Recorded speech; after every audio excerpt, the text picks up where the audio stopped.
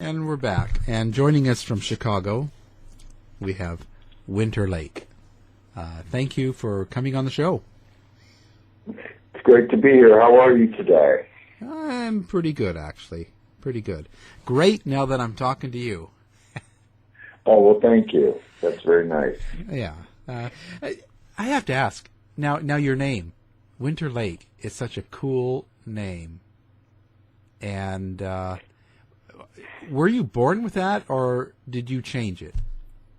No, it's just my writing dialogue name. I have a real name, yeah. No, Winter Laake was just something that it was with me and kind of in my poetry, because I do write poetry and music. So it was something that I just evolved with. It wasn't anything that I was born with. Yeah. So, where did you come up with the name? Was there something that inspired you? Was there some writing or something else? No, not really. I really don't care about names, ironically. Names really don't mean a whole lot. And it was just something that kind of evolved. And I liked, the last pronunciation, Lake, which is my real last name, ironically admitting that. It's Nordic roots, it's Germanic roots, it's a lot of things. So it's, with the double A's in it, it brings out like all of the old ancestry, that my heritage is.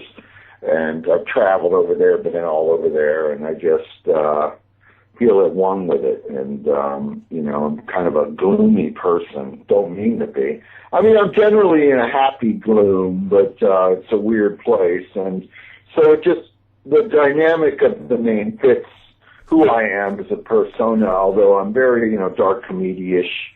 I do have a real strong sense of humor, and I'm a real person, I really don't care about ego, ironically. I have nothing to prove. Quite often I'll meet someone with some grandiose name, and they have some ego to match it, and it's just so annoying. You meet these guys, and it's like you have nothing going on. You're just some, dude who lives at home in your mother's basement, and you call yourself, Count something. It's just, so it's just a funny kind of thing, Yeah. And so now let's take me back to where you grew up, and was there something in some event or some happening where you started to get into more the satanic black magic area of your life? Well, I was born into it myself, just found it. My heritage, really ironically, it's been hit or miss.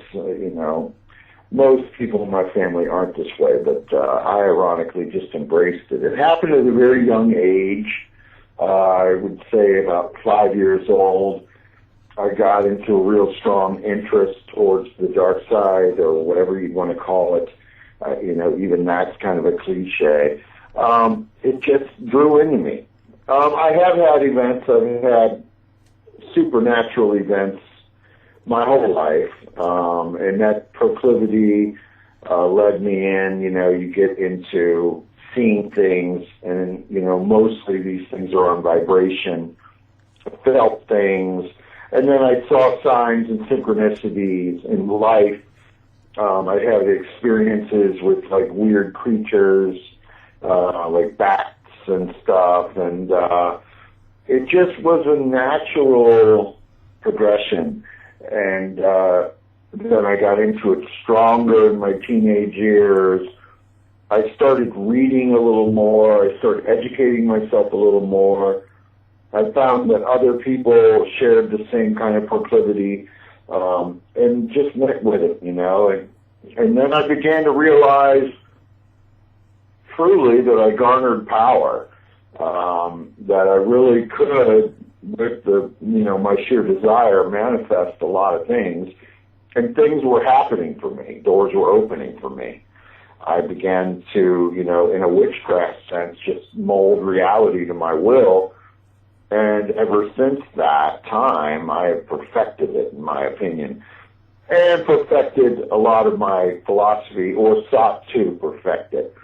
It's ever a seeking out. When you venture down the road of black magic, which is not understood by 90% of the populace, it is a very solitary path, and usually a lot of practitioners are solitary anyway. But in this regard, it really takes you to another level of, aloneness, and then a desire in that aloneness to manifest and to make more things occur. Your lust of result is stronger, and so on and so on. And for me, it just drew down into a philosophy of evil, inherence into evil, acceptance of my true nature, and so on and so on. It's just a progression and a seeking out. Right. So you in essence, think that you're inherently evil. Absolutely. And I think that all mankind is inherently evil. Yes. Okay. Because all men are created evil, in my opinion. Okay. So we're all created evil. Yes. So with that in mind, why do we do anything good then? Good is a part of altruistic aspects of a lesser evil. Man deprived is beast. It's just a very subtle instinct within us all. As we look at our cordoned and conditioned reality, especially through slave religions, it seeks to control and keep us in our order. My grand question for my philosophy was, if we remove the boundaries of law, why are we at each other's throats? Why do we want to kill each other off? Therein lies my whole aspect of my philosophy, and I realize that mankind is evil. Because once you release these cordons of law, which we've created around ourselves, we're just automatically these barbaric monsters. We just unleash our will, and we just go at it. And even if you're altruistic and you choose to try to have a lesser path, it becomes very reactionary. So you could be a person that plays with flowers and sits under a tree, but others will come for you. So you will react to this action, reaction, evil on evil kind of force. I think that mankind is leading itself from a civilized evil, which it is in currently, into a more perfected evil. The more perfected evil probably will not occur until after a grand holocaust, because as we overpopulate ourselves out of existence, things will begin to run out. Mankind's tension becomes more intense. Then we're at each other's throats more. Thermonuclear war, which is inevitable, occurs. And then it just becomes this experiment.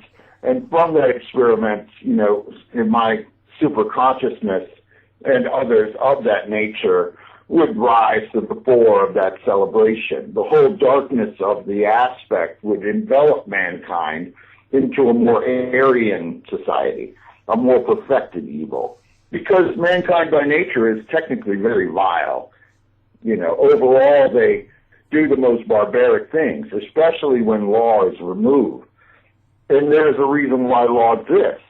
Law exists to keep the instinct of evil, which is inherent within ourselves, in control. So it's just a philosophy that I have evolved into and I've experimented on. It moves on into its own reality and it's ever perfecting, if that makes any sense. Yeah, actually, I understand totally. I get it. Now, how could you bring Satanism into it? Satanism, by its fundamental nature, is that aspect of evil. Now, there's different philosophies on Satanism, from self-worship, theistic, and so on, and all of these other types. But in my definition of what Satanism is that the embrace of the evil nature for the selfish intent of the magic, user, the person that intends to have his own result occur in society. Now, I just call it spade a spade. Yeah. Satanism is God, it's power, it's all-encompassing, it's a reflection of a creator. But in my opinion, we are all one in the dark spirit, that we are already merged throughout the universe with this ever-flowing satanic consciousness, that there is never a severance, that we are always one with it. Hence, we are one with whatever created us, an inherently evil God, or whatever you want to call it. That God could be called Satan, but it's not necessarily something that you would worship. You are already at one with. It has never been a separation or even a need. Now, there are atonement, incantations, and powers that make manifest in this current society, in this current space and time. Now, you could even get into quantum thinking, and you could even say that all of this has even evolved and happened before, even unto our own deaths, and we are just living out in loops of time, and so on and so on. All of this still flows within satanic consciousness. It is eternal and forever. So I may be talking in very large terms, but very simply it is Satan is a power to name, it's a manifestation of that which I would call the force or the satanic consciousness throughout the universe that is evil, that we are in one with.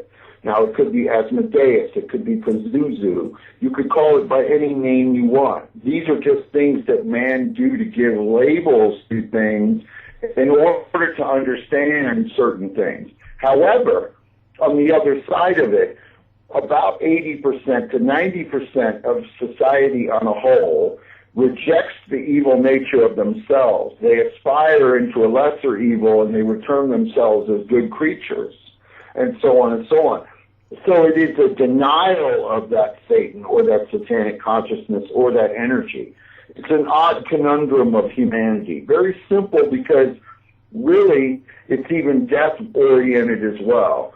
You know, people don't realize that in this current state of existence it is very finite, that we are living in a very finite existence, and death even in itself is in denial as well as their inherent evil, or they do not understand it or seek to preclude to deny it.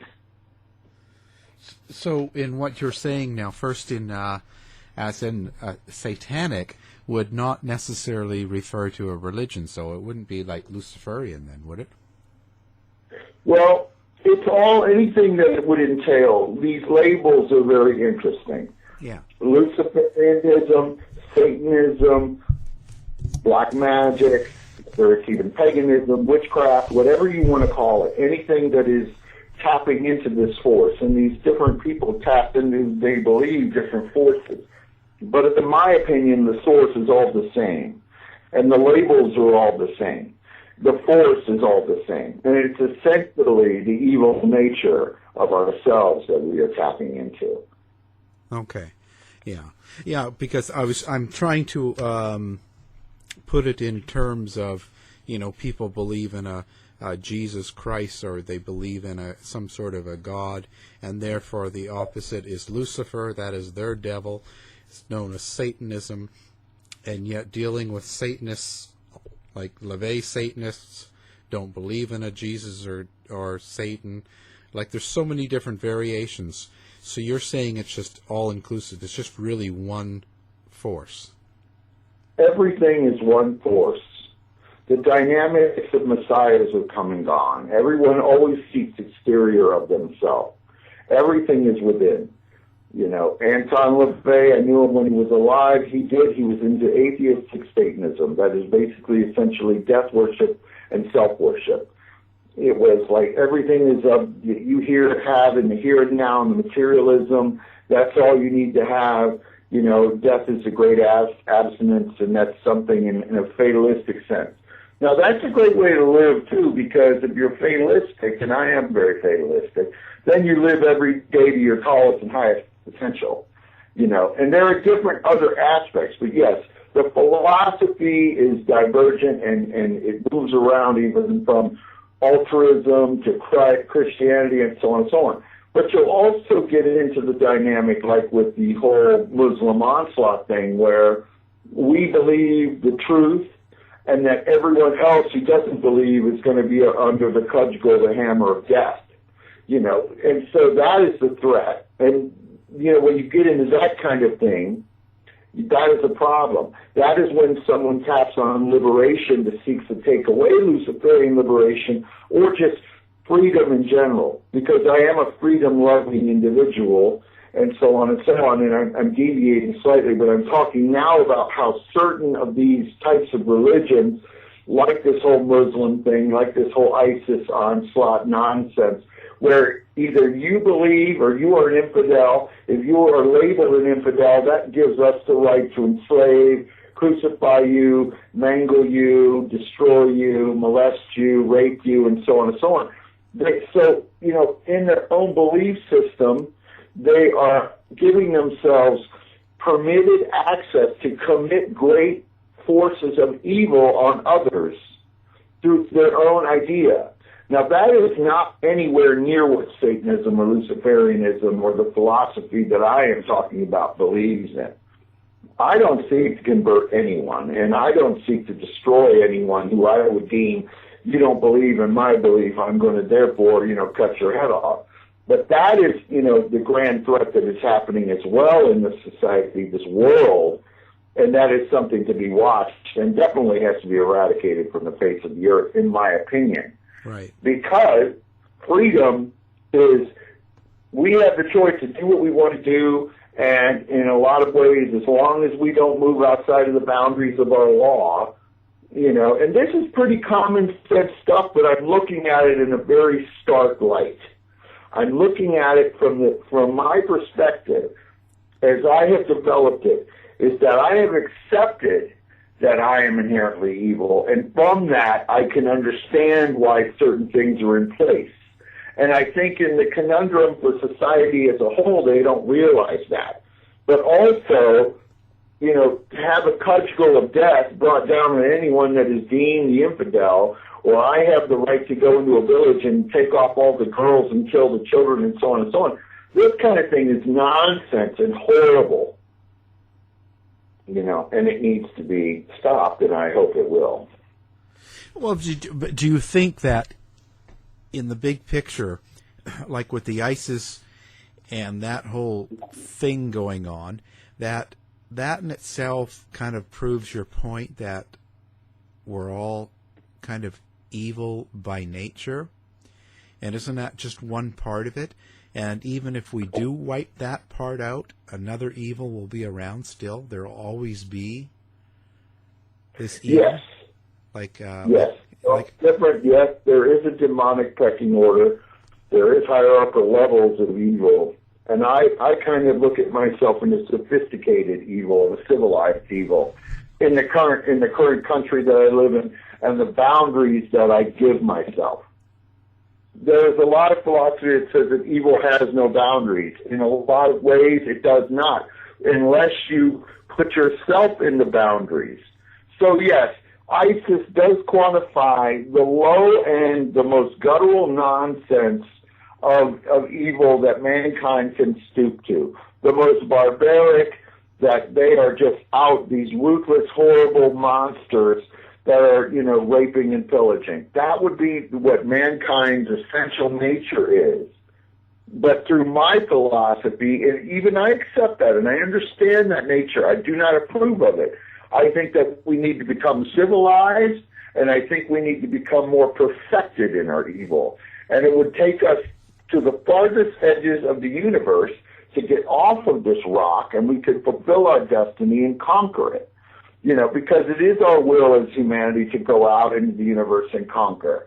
But to do this in this guttural, horrible, barbaric sense is not really the way. It's not, and especially unleashing it on fellow humanity, because I don't really deem racism, I think all humanity is the same. I think racism is a waste of time.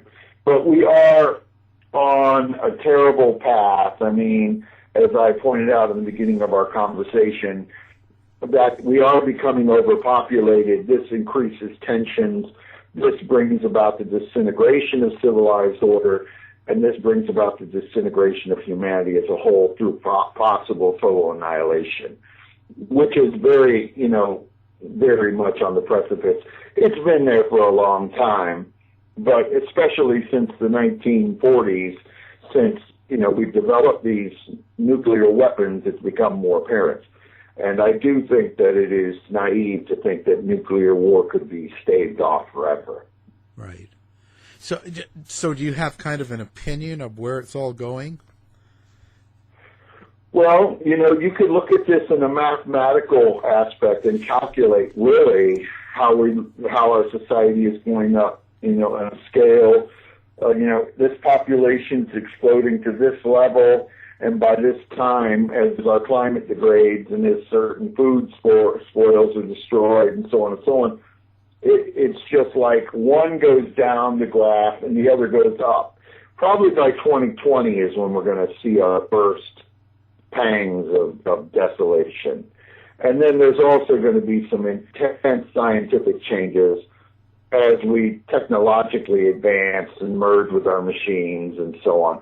There's going to be a lot of different variables and things that could happen for us that could take us to the stars or down to the bedrock. It goes either way. Yeah. So how do you live your day-to-day life? I'm really set, brother. I really don't want for anything. I live really well, and I'm kind of on my own path. I'm a screenwriter. I do a lot of work in that field. I'm successful in that regard. I have no ego, and I'm not crazy about, as I said earlier, about all that. But my life is really nice. I live clean. I'm highly educated. I have no issues. But I see a lot of society on a whole that is kind of in fluctuations and changes and inundated with third world mindset. Right. Well, I noticed now, so you've written books and you do screenwriting and you even create music, don't you? Yes, I do. I write music, yeah. Every day. So you're very, I guess we want to say, artistic or literature. That's great. How does the other side come now? I've also, in my research, now you do some remote viewing, and you've helped,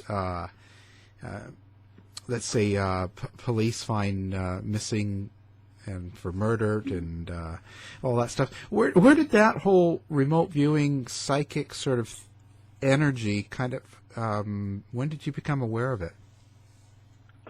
Well, it's really odd how it occurs. And, again, they're labels. You could call it clairvoyance, clairaudience, psychometry. Right. Yeah. It is. It always has these different labeled names. I like to use the remote viewing tag because that was created by black operatives and, different people that were in the experiment of initiating what remote viewing was. But it was a natural progression. I started looking at things, screening into the future, using divination tools, using tarot cards. I started looking and seeing, into the past and into the future. And I arrived at what I believed was, to be honest, quantum thinking, that I do think everything has happened before, even unto our death.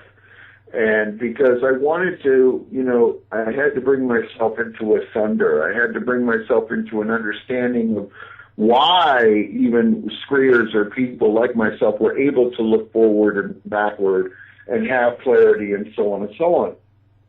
Because it had to have already occurred. And, I think lives in transmigration, on, and the energy is ever flowing in the satanic consciousness. But how it happened was I just would get interested in certain things as a teenager, certain missing persons. I would see articles, and then I would, look at it, read it, and then I started to experience certain supernatural vibrations. I would see a street sign or clothes. I would see certain things, that would be carrying on with what it was. And, I was just able to find those people, and it's just odd how it occurred. Like one time I was in a restaurant and I heard this Irish guy talking, And I started talking to him, and we would just, this is how random it'll start. He's like telling me about his sister and so on and so on. And his sister had been raped and killed, and, he could never find her. I told him this, and he was shocked by it. And then I told him the location of where he could find it, and the police went over there, and they found her skull and so on. And so it can get really spooky. It can get really accurate. I do not do these kind of things anymore. I remote view for myself. I solve crimes for myself. I don't involve myself with law enforcement anymore because you just get deemed as a suspect, and I'm not looking to deal with that anymore. I'm not interjecting myself into those situations. It's not worth it to me to do so. It's, one of these things where you bring yourself into that, then the police start looking at you, because that's how they are. They're just monkey see, monkey do, How does this guy know that this was this? When you have information that's only privy to the police and so on and so on. So that's how it generally started. It was a natural organic progression. And then I kind of perfected it. I still do it, but I do it for myself. I don't really do anything else for any other types of things. But remote viewing is very fun. And, I've gotten into remote influencing, which is just other different types of forms of black magic manipulation. So in the remote viewing, you actually go places. Correct. Have you ever tried remote viewing before? No, I haven't tried remote viewing before. I know people that have, but I haven't. Mm-hmm. I think you could. I have an intuition that I think anybody could really learn this if they really had the desire to. It begins in simple ways where you see objects and so on and so on, but then you begin to pick up on vibrations, and you run with those initial vibrations and feelings and visions and so on, and then you can actually see things. And it's just, I think, the evolution of mankind striving to become more psychic, to utilize more of its mind. Yeah, and that's sort of, I think, where we're going as mankind, if we survive. Yeah, right. Yeah. And so, a little bit deep there. I know, right? Yeah. Well, so what is the part of the black magic? So, how does that fit into this? Like a little bit more specifically, where does it come from, and how do we use it? Well, black magic is, again, a term that I use for my own personal advancement. It could be witchcraft to somebody else. It could be white light projection to someone else. It could be anything to anyone else, but I choose to call it for what I feel it is. It's harnessed from a projection within the will of society, the will of nature, to manipulate it to your own personal adventures. And black magic, I just call it that. That is the form of magic that I practice, and it's brought about through evoking elements within the universe, whether it's Beelzebub or Abaddon or any of these forces, by whatever name you want to call it, but you're evoking and breaking the reality that you exist in. And you call into yourself just anything that really you want to manifest or desire. I mean, it's something that is not for everyone, because they typically want to have a watered down version of something. No one wants to be that direct. They're very terrified of it, and they should be, because black magic, from the point to beginning, in my opinion, is you are accepting your nature as evil. You wish and want results. You want to be a millionaire, or you want this certain girl, or you want to have certain things happen in the political spectrum, or you want to manipulate your enemy. You want to destroy your enemy. These kind of things are all fascinations with certain people, and their fascinations with me. But through black magic, you can make these things happen.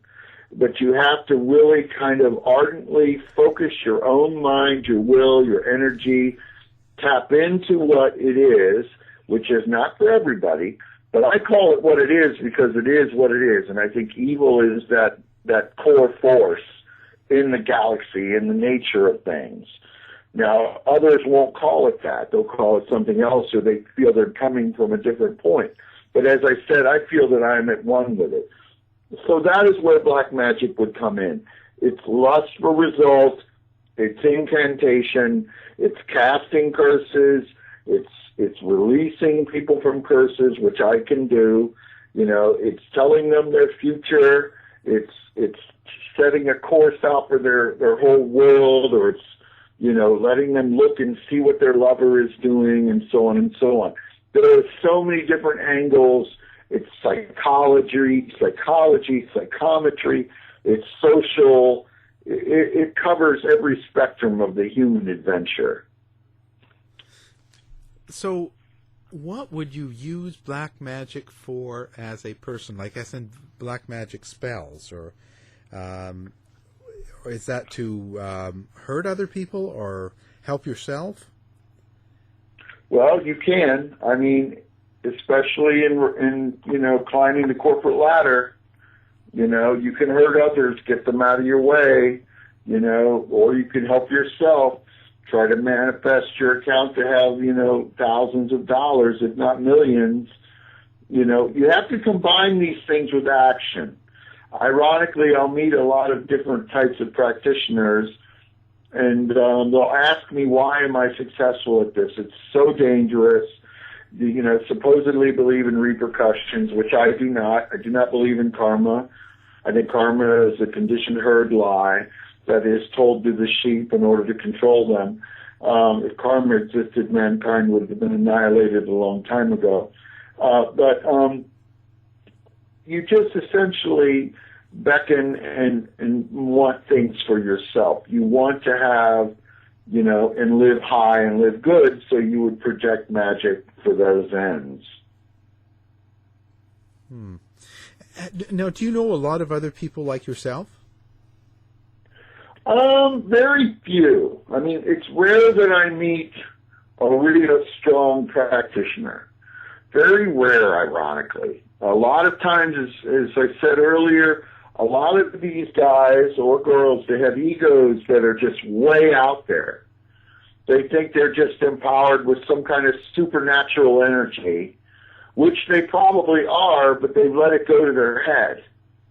Because once you start down this path and you believe that in your passion, your desire, your will, and you believe all of these things, and if you've researched the philosophy, you've gone into 5,000 years of philosophy and so on and so on, and you've looked at human nature and you've accepted certain things, they just get these boisterous egos. So really, you can't hang out with them. They're not fun to be with. They do not have sense of humors.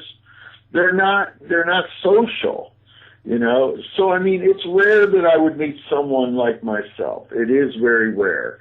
I have met a few people that are, but it's not as prevalent as you think, a real deal practitioner. Wow. And so how does this affect your life? Like, how do you live your life in the sense of, do you believe in marriage and being with one person and having children and doing that standard life that's sort of promoted, Well, I mean, it's not for everybody. No. I have nothing against being in a relationship with one person, and I don't have anything against people that want to have children who do it. For me, personally, it's not for me. Just like I won't put on corpse paint and pretend I'm some death metal person. You know what I mean? I mean, I'm not putting on a show. If you saw me on the streets, you probably wouldn't realize what I'm into, But yeah, I mean, I live a very normal life, and I think for me, it's just how I am. But I know some people that live in extremis that are taking it to the hills, and they want to portray some kind of thing, and millions of people are. But me personally, I'm very down to earth. I'm very real. I live clean. I don't really have any drama. So it's pretty status quo, As I said earlier, I really want for nothing. Huh. And so now, your books. You've written 5 so far. Now, primarily, what are they about? What's your goal in writing a book? Well, I'll usually come at it from a standpoint of interest, and I've actually written 8, and I don't correct people, and I apologize, but I've actually written 8 on the topic of Satanism, Lucerferin, and black magic. But I don't come at it, with any kind of new thing. It's organic, and I'll be inspired by certain events, and then I'll just go with it, Some of these books are really about incantations and serenity prayers and certain things that can just fill the vacuum of what I feel is in satanic thought. That was really and is basically the goal for all of my work. I think there is a huge gaping hole in it. I don't think people are educated in it, and so I'm taking on the status of philosopher and kind of bringing to the fore real, material that people can understand and look at and take away from. And I can feel it. I mean, you can feel it when you write and you are really into this craft and you feel people praying and working on your stuff. It definitely is a very powerful feeling. And I can see how you could become an egomaniac and it can go to your head. But each book comes from its own natural, organic progression. I'm working on one right now which goes into a more perfected evil, a more perfected black magic. It's called Black Magic Excelsis, Black Magus Excelsis, which is about, being on high, elevating yourself, and so on and so on. It's beyond, new think, or it's beyond like self-help nonsense, in my opinion, or some kind of power dialogue, live from your pain and all that. That's all been done before. This is about more garnering your oneness with the nature of the universe and so on. But, each one of the books has its own little take on things and its own little adventure. But it was started from a very organic place. Huh. And now, when you're writing books about this and Luciferian, and have you had reactions from different Satanist groups themselves? I think all of them have my work, and I think they're all just kind of curious about it. And I don't know how they really feel about it, and I really don't care. It's not for everyone. It's not for every Satanist. It's not for really trying to convert or anything. I'm just, looking at it from a philosopher's standpoint. I have gotten great feedback from certain people like it in general. I'm sure that it's, not accepted in whole, because I know different types of Satanists really, as I've said, are kind of ridiculous to get along with. It's kind of like herding cats or something. Everyone is just really out for themselves, and I don't know if unified Satanism is ever possible. There is, great power in unification, but it's inherent within Satanism that you get into these hierarchical orders, a demonic pecking order, and so on, where people always want to have a one-upmanship and so on and so on.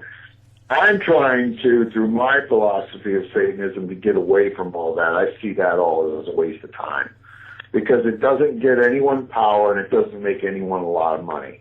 It just becomes a stupid bitch fest. Yeah. Yeah, there's really nothing that comes out of it, being a high priest or whatever that is. Yeah, everyone's got that label. Everyone is a high priest. Everyone is some kind of, renewed guru, or they know the way. These people are breeding like rabbits. It's kind of like these ghost hunters, It's ridiculous, It's like everyone's a ghost hunter now. It's just becoming a a cliche or a concept or a phase that someone's going through, I mean, and typically a lot of times it is a phase because, this week they'll think, oh, I'm into like Satanism or whatever, and next week they'll be into like dragons or something, Yeah. Now, so if I can ask, how old are you? I really don't want to go there. Well, I'm with it, but you never know it, and I don't. That's kind of like personal to me. Yeah. Okay. Yeah. No. I just want to know how long you've been practicing. Sort of. I want to see kind of. I've been practicing for a while, but yeah, I don't even deem age. I mean, I've written about a satanic singularity, which is coming up, and I hope that all the Kurzweils people and everything get that together because I want to jump on that bandwagon and try to live forever. But, yeah, I don't want to go there, brother. Yeah. That's okay. I mean, I feel that way myself. I think I'm 53 myself, so Wow. So there you go. Yeah, you don't look 53, so that's good. Well, that's a good thing, but it doesn't really change. You are what you are, right? True. Right. Yeah. And you said you were on this path for some time. I mean, you're on a supernatural venture as well. So been all my life. That's why I was sort of relating to kind of see how a lot of the things you say I actually understand. I personally understand it, not just mentally when you say it. So I kind of relate to what you say. I agree with a lot of what you say. So that's why I wasn't trying to like get an age out. I fully understand. I mean, I know, and it's good to speak with someone who is sort of on the same page because I run into a lot of people that are stuck into the Lucifer God construct, or they're putting their faith in a Bible or a book or something. I mean, or into Islam or Allah. I don't think you should put your faith in anything, especially a book or a Messiah. I think you need to just believe in yourself and flow with your own energy. Despite whatever my philosophy is or anyone's philosophy, that's really the crux of everything is, in my experience, is Luciferian liberation. Having the power of choice, having the desire to go into and do whatever you want to do.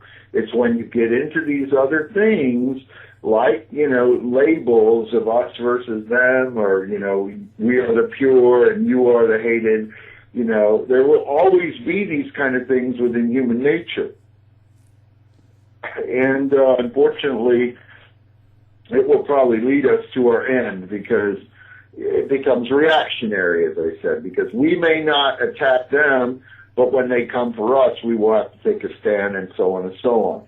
And it's odd how things are getting more that way over and over. And I think a lot of people are falling to what I term as slave religions, and they're getting into that construct, and it's gonna go down. It's not going to be this friendly handshake kind of thing, and you're the altruists, or you have this weird philosophy. They're gonna you're gonna get the sword, and you have to meet a sword with a sword, and you have to live by the sword. And if you don't, they're going to take your kindness for weakness, and they're going to slaughter you, or they're going to take your children, and it's just unacceptable. Wow. Do you ever think that? But there's no real answer to that, is there? Not within human nature of the factors of evil. Yeah. Sheeple are in the whole conundrum of their building their construct. Their whole nature is almost at this point totally into false celebrity reality and consumerism, and it's just a cycle of death and destruction, which is eventual, because as things begin to run out, then the true nature of man, the instinct, is going to come to the fore, which is essentially survival, but it means that we survive and you don't. Or, and they label, and it's just going to be a horrible experience, because they're putting their faith in a lot of these things. But the whole nature of mankind is a festering time bomb. We are 7 billion terrible. We're sheeple of the lie. And soon there's going to be children of the purge, where everything will have to be finding its consummation through an apocalypse. And it's unfortunate, because really it would be nice to be the guy with the flute who sits under the tree and no one bothers him. But unfortunately, you're going to have savages or whatever, and they will come for him. So even though his opinion, he may be a pacifist, and I personally don't think there are anything in a form of pacifism is acceptable to me, because I think pacifism is cowardice, in my opinion. But, let's say he is, or that's his path, they will come and kill him, or whoever they are, when those events begin to transpire in an apocalyptic downfall. So, is there anybody that you pray to? I am at one with. Prayer is, I like the word prayer. I like the word incantation. I like the word evoke. I use a lot of this stuff within my books. I don't really pray to anything. I'm already at one. So, I'm through more evocation. I pray to a satanic force within the universe, if you were to say it like that. But I'm at one with this. It's not necessarily something that I worship. I worship myself, and I worship, the world as it's been given to me and so on, if you were to even use that word. But, technically I really don't worship anything, and I'm just kind of at one. It's kind of like an H.R. Giger painting. Everything is so intertwined and interconnected that the beauty of the darkness really shines through. There's a lot to quantify. I don't mean to be so high-minded. I hope I'm not coming off like that. No. It's good. It's good. It's good to kind of get your points, to get kind of how you are doing what you do. So there's really no, you don't really belong to a church per se then? Or a group? No, not necessarily. No, I don't really belong to an organization. There are a lot of organizations and so on, but I just don't. I'm a solitary practitioner. I'm on my own path, and I'm more, a philosopher as well. I know I've used that several times, that term, but I really am. I really, I sit and I think, and I try to seek out certain answers, as any other thinker or teacher would do. Although I'm not really into teaching per se. I'm into just marking down certain things so I really remember it, and so I can really garner where I am in the world. I have to admit that even though I may not come off that way, I am sort of selfish, and I think all of us are. And this venture is kind of selfish, and the philosophy itself is selfish. I mean, mankind is a satanic species, and it's undertaking at a breakneck venture its own recreation, And I think through scientific tinkering, the mechanisms of life and so on will be altered, and there will be a satanic Aryan nature by design that will rise from us, that we are still evolving as a satanic species. That this isn't our end road. Even though we may experience an apocalypse, it may perfect us. However, it may lead us to rubble as well. So, I mean, it's not necessarily looking at it where I can just, I want to go into an organization and be a part of that. I mean, there are some very interesting ones. The Satanic Temple is very interesting, although they're more into civic and political constructs. They're more interested in trying to challenge certain laws in the United States, and that's where I say our. I mean, that's where I live, and that's where I experience things. They're probably one of the most interesting things going. But I found that sometimes these things peter out. A lot of these different groups, they come and go, or they don't have the punch that I would want to have. So I just kind of stay solitary. Wow.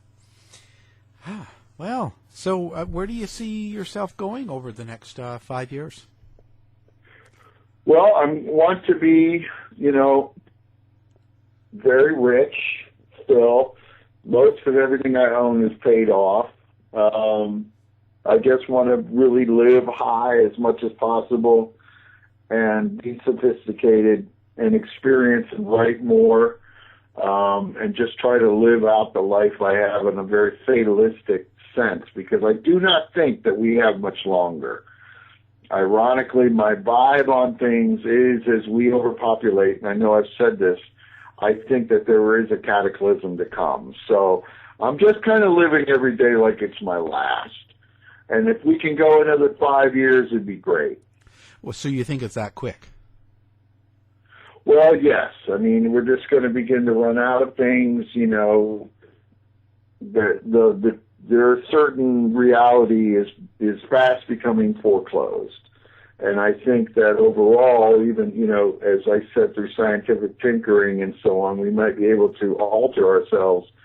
You know, we may not make it. You know, it's going to happen all within the next 5 years. I think that by 2020, we're really going to be at a settled space. I mean, if someone told me in 99 I'd make it this far, or society would have made it this far, I would have said, wow, you know, I don't know.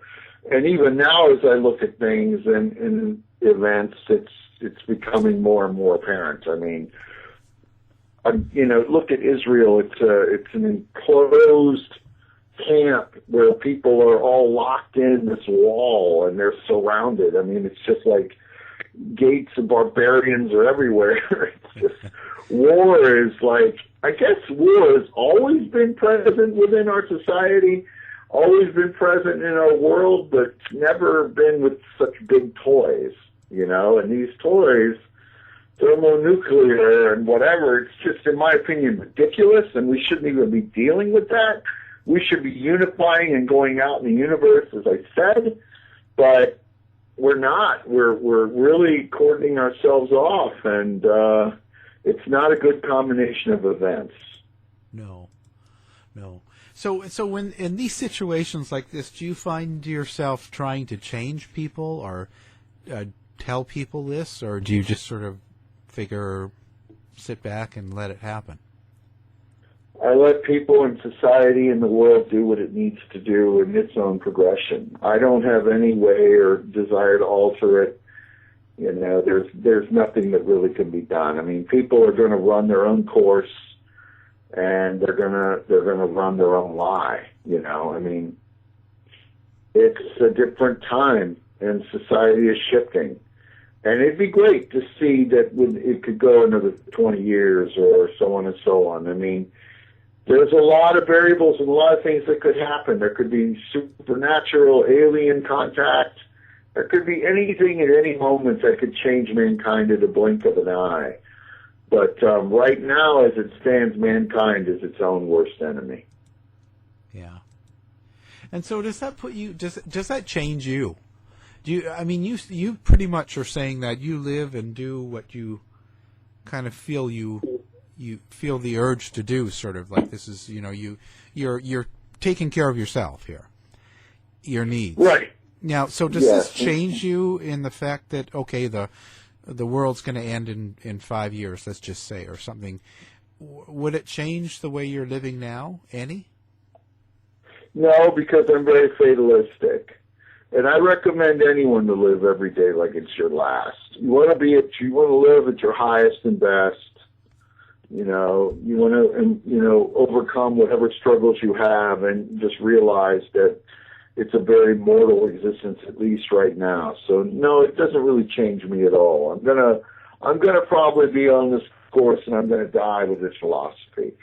I don't see any significant reason why not to. I mean, as we are right now, it's just a matter of time until we're all gone, you know.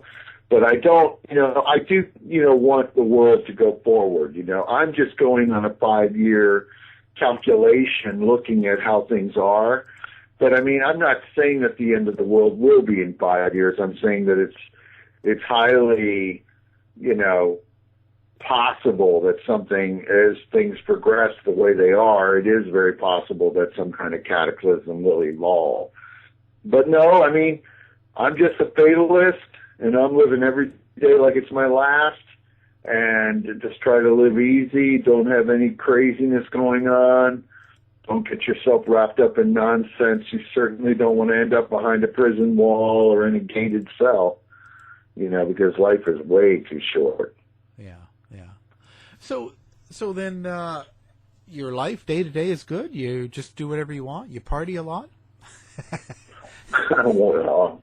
Yeah, I live it every day, man. I don't party all that much.